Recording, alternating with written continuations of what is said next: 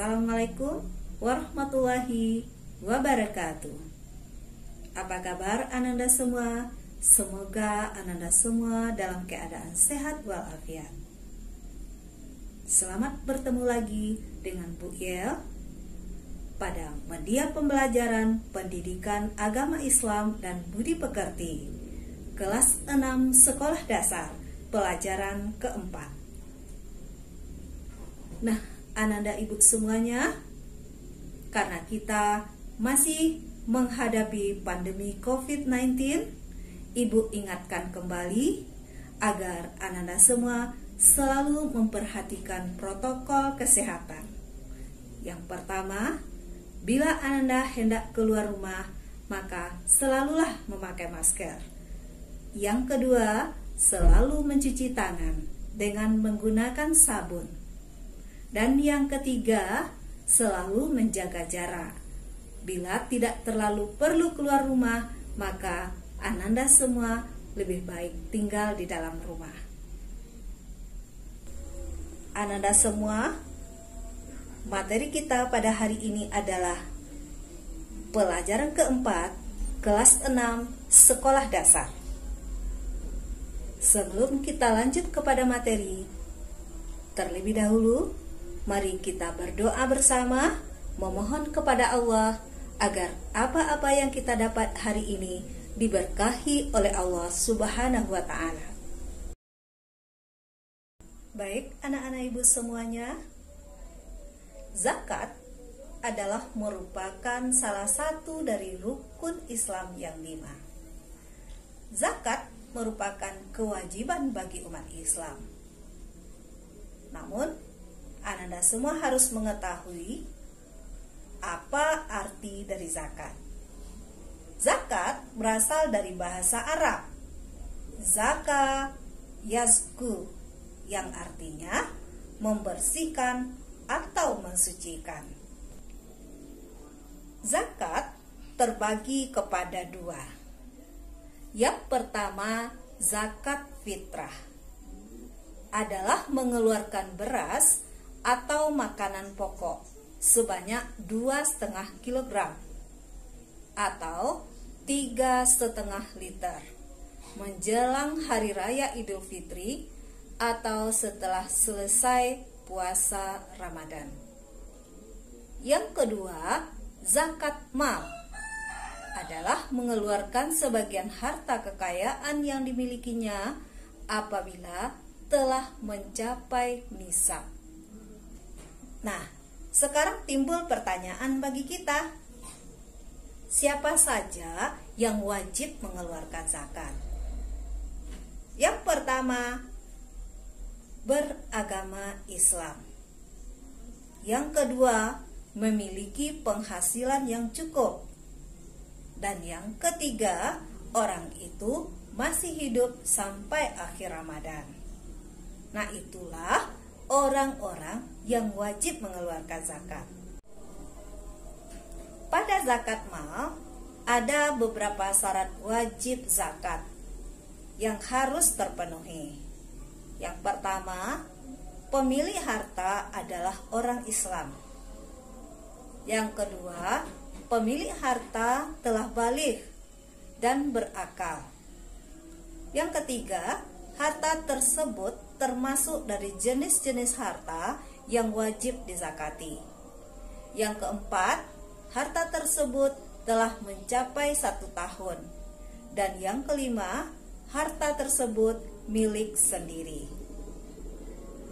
Nah, anak-anak ibu semuanya, sekarang jenis harta apa saja yang wajib kita zakatkan? 1. Perhiasan emas atau perak yang disimpan. Yang kedua, uang simpanan yang telah mencapai 1 tahun. Yang ketiga, harta atau uang yang diperoleh dari usaha berdagang. 4. Hasil pertanian. 5. Binatang ternak. 6. Barang temuan. Bila kita hendak membayar zakat, kepada siapa kita harus memberikannya? Nah, itu kita kenal dengan mustahik zakat, yaitu orang yang berhak menerima zakat. Siapa saja mereka itu? Yang pertama, orang fakir. Siapa itu orang fakir? Ya, yaitu orang yang amat sengsara hidupnya, tidak mempunyai harta dan tidak pula mempunyai tenaga untuk memenuhi kebutuhan hidupnya. Yang kedua, orang miskin. Nah, orang miskin siapa saja itu? Yaitu orang yang tidak cukup penghasilan untuk memenuhi kebutuhannya sehari-hari. Dan yang ketiga, pengurus zakat atau sering kita kenal dengan amil, yaitu orang yang diberi tugas untuk mengumpulkan zakat dan membagikan zakat tersebut.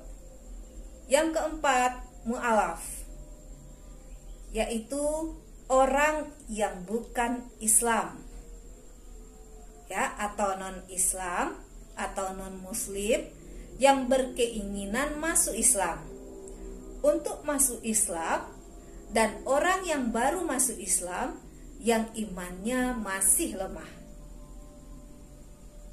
Yang kelima, orang berhutang, yaitu orang yang berhutang karena untuk kepentingan yang bukan maksiat dan dia tidak sanggup membayarnya.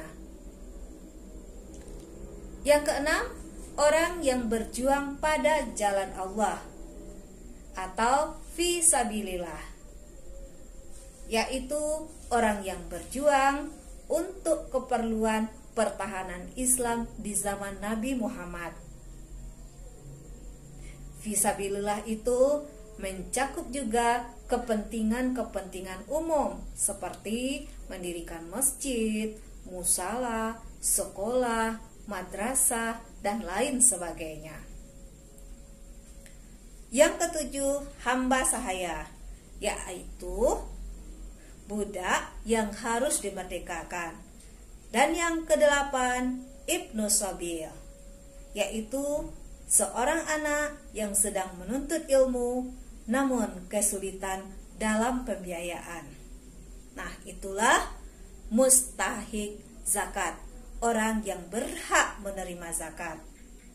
Ananda semua, agama Islam menyuruh membayarkan zakat, tentu ada rahasia di balik kewajiban tersebut. Nah, kita masuk kepada hikmah zakat. Yang pertama, membersihkan harta dan jiwa pembayar zakat dari sifat kikir, tamak, atau rakus yang selalu ada pada diri manusia.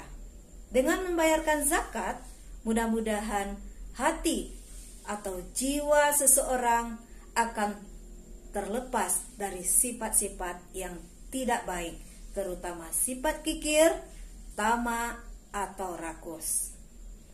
Yang kedua, membantu orang yang kesusahan atau kesulitan dari segi ekonomi, atau menumbuhkan rasa solidaritas dan sosial di lingkungan masyarakat.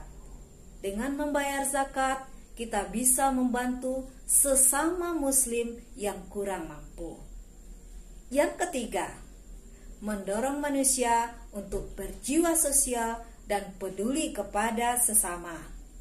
Yang keempat, mendorong manusia untuk bersikap jujur dan bertanggung jawab atas harta yang dimilikinya.